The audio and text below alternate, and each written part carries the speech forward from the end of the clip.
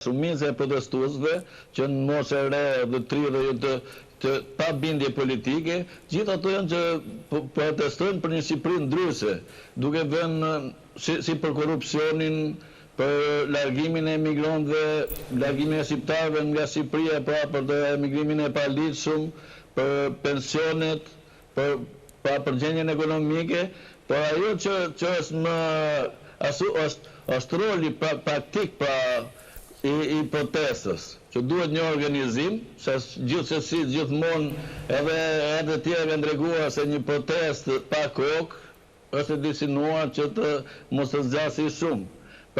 Por kjo në rast se protesta do të ketë një kohë drejtuese, do të ketë një organizim më të mirë, atëherë do të themi është menduar që do të zhvillohen protesta të tjera, po thoni, pra është një organizim I cili do të vijojë. Të shtunë në protestën e sunës, u bë thirrje që të udhtojnë drejt Tiranës.